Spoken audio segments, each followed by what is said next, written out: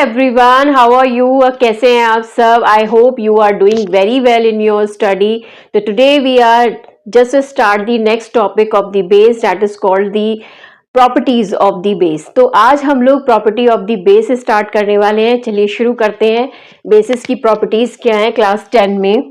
Properties of base.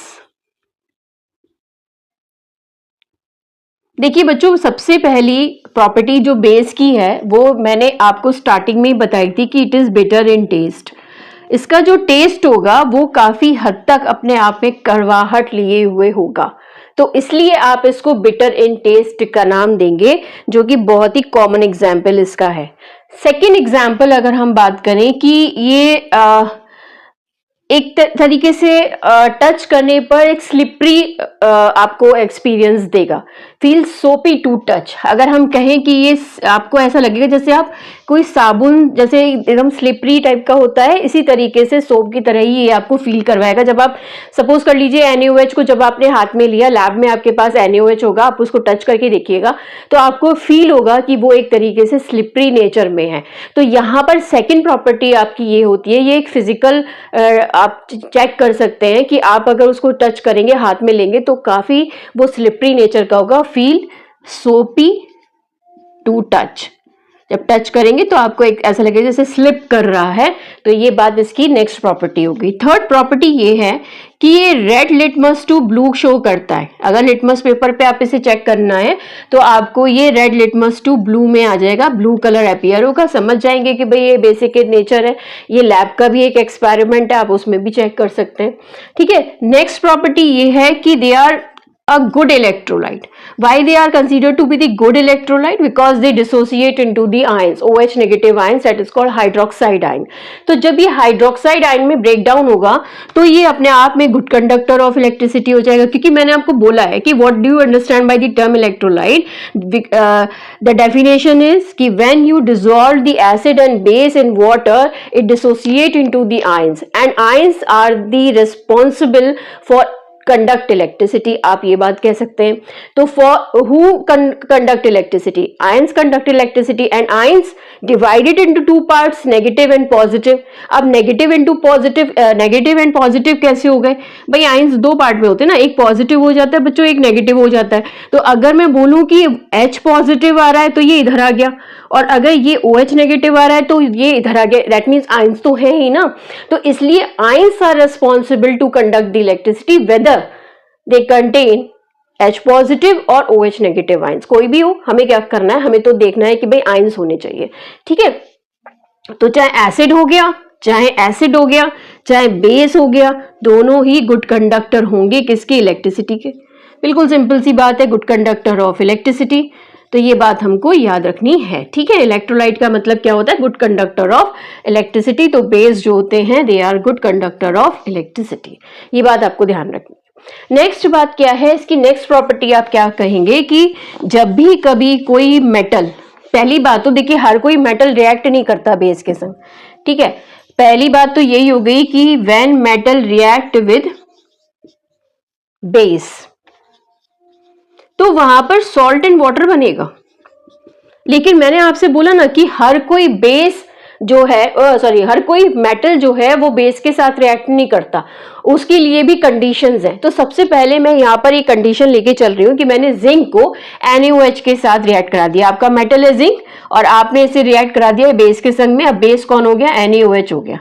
याद ये रखिए कि जिंक यहाँ पर नेगेटिव आयंस की तरह प्रेजेंट है. याद रखिए ये बात कि जिंक जो है वो यहाँ पर ZnO2 नेगेटिव की प्रेजेंस में एग्जिस्ट करता है. आपको ये बात याद रखनी है.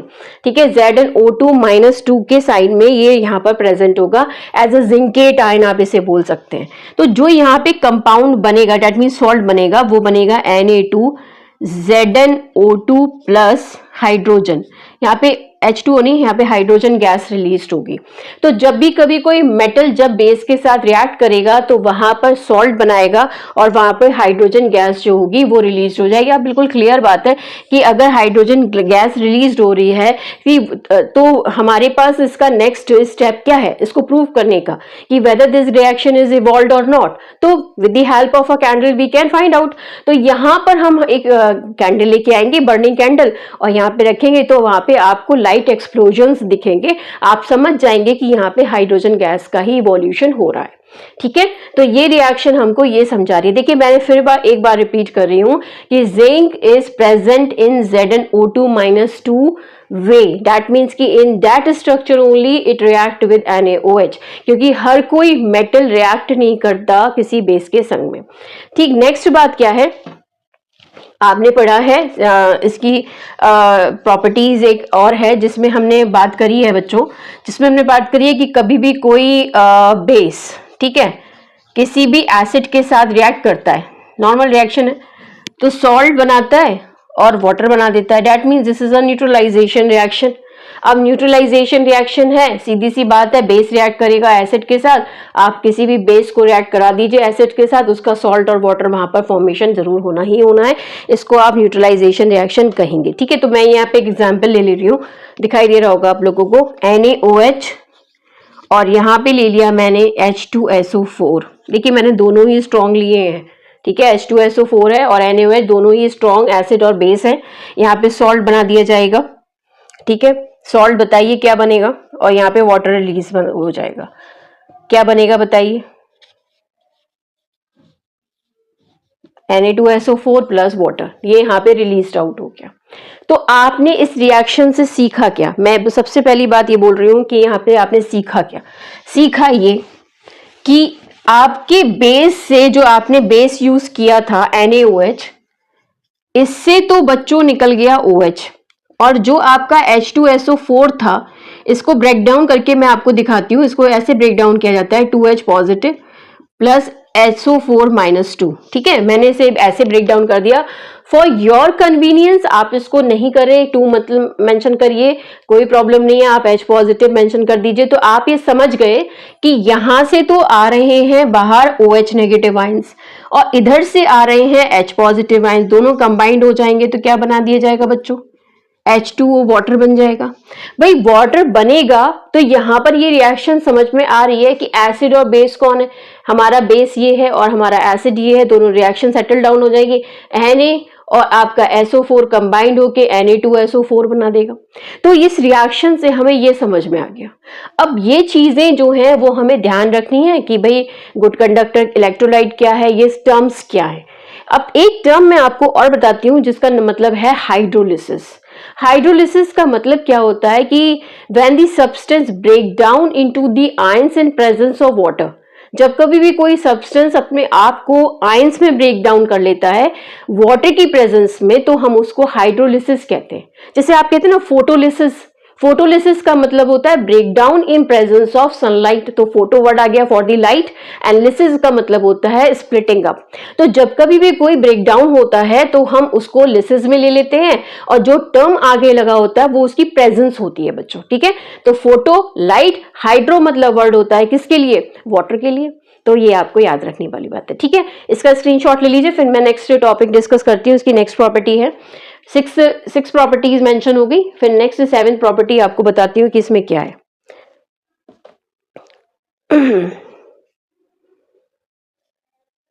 ठीक है, चलिए नेक्स्ट बात करते हैं। नेक्स्ट बात करते हैं हम लोग एक किसी नॉन मेटल ऑक्साइड का 7th प्रॉपर्टी ले रहे हैं हम लोग। तो 7th प्रॉपर्टी हमारे पास ये है कि अगर मैं किसी नॉन मेटल ऑक्साइड ले लूं, ठीक है, नॉन मेटल ऑक्साइड ले लूं और यहां पर आप अपना बेस ले लीजिए, जो भी आपको लेना है, यहां पे बेस ले लीजिए। ठीक है, तो यहां पे क्या बनेगा, यहाँ पे सॉल्ट बनेगा और यहां पर मेटल ऑक्साइड फॉर्म होगा। ठीक है, देख लीजिए, सॉल्ट होगा और क्या होगा, मेटल ऑक्साइड फॉर्म हो जाएगा। ठीक है, रिएक्शन है ये, इस तरीके से यहाँ पे आप इसे यूज कर सकते हैं। या आप एक और तरीका ले सकते हैं, सॉल्ट भी बना सकते हैं और यहाँ पे वाटर भी बन सकता है। मेटल ऑक्साइड की तो बात ही नहीं चलेगी, फिर मुझे और लेना पड़ेगा। तो आप इसमें वाटर की फॉर्मेशन भी दिखा सकते हैं, कोई प्रॉब्लम नहीं है। आप इसे मेटल ऑक्साइड की फॉर्म में भी वाटर की फॉर्म में भी रख सकते हैं। तो अभी हम जो बात कर रहे हैं वो हम बात कर रहे हैं एक वीक बेस की, COH का होल ट्वाइस यहाँ पे ले लिया। अब यहाँ पे आपका नॉन मेटल ऑक्साइड है। नॉन मेटल ऑक्साइड क्या है आपका, सपोज कर लीजिए carbon dioxide non metal oxide है। ये नॉन मेटल होता है, ये ऑक्सीजन हो गई, नॉन मेटल ऑक्साइड हो गया। अब सॉल्ट बनाने का है तो यहाँ पे CaCO3 बन जाएगा, CaCO3 और क्या बना दिया जाएगा, वाटर बन गया हमारा सॉल्ट एंड वाटर। अब इस रिएक्शन से आपको क्या समझ में आ रहा है, मुझे ये सबसे पहले आपसे पूछना है, जानना है। देखिए क्या है, आप इसे समझिए ऐसे कि कार्बन डाइऑक्साइड जो है वो एक तरीके से नॉन मेटल ऑक्साइड है या नहीं? बिल्कुल है, क्योंकि नॉन मेटल ऑक्साइड है। अब ये बेस के साथ रिएक्ट कर रही है और यहाँ पे सॉल्ट और वाटर बना रही है। आप इस रिएक्शन से क्या समझ रहे हैं कि ये बेस है, यहाँ सॉल्ट बन रहा है, यहाँ वाटर बन रहा है, तो भाई ये तो एसिड होगा ना, होगा या नहीं होगा? तो एसिड की प्रेजेंस में जब बेस रिएक्ट कर रहा है, बेस आपका हो गया ये, एसिड आपकी हो गई ये, तो एसिड और बेस जब रिएक्ट करे तो वहां पे सॉल्ट और वाटर बन गया। ये मतलब ये बताता है कि मेटल नॉन मेटल ऑक्साइड जो होते हैं वो एसिडिक इन नेचर होते हैं। अब इतनी बात आपको ध्यान रखनी है इस रिएक्शन से कि non metal oxide are acidic in nature. इस रिएक्शन से हमें ये पता चला ना कि हमें एसिडिक नेचर दिखाई दे रही है किसकी, कार्बन डाइऑक्साइड की। अब जितने भी नॉन मेटल ऑक्साइड्स होंगे वो सबके सब एसिडिक इन नेचर होंगे। जैसे कि एग्जांपल्स ले लीजिए आप, जैसे एग्जांपल क्या हो गया आपका, यहाँ मेंशन करती हूं मैं, जैसे SO2 हो गया, ठीक है, NO हो गया, NO2 हो गया, N2O5 हो गया। ये सारे एग्जाम्पल्स जो हैं बच्चों वो नॉन मेटल ऑक्साइड्स के। तो नॉन मेटल ऑक्साइड जो है वो एसिडिक इन नेचर है, ये रिएक्शन हमें ये बताती है। तो जब कभी भी हमें जैसे एसिड रेन होती है तो उनमें ये एलिमेंट्स प्रेजेंट होते हैं, ये कंपाउंड्स प्रेजेंट होते हैं, तो हम बेस यूज करते हैं और बेस कराने के बाद वो न्यूट्रलाइजेशन रिएक्शन में चले जाते हैं।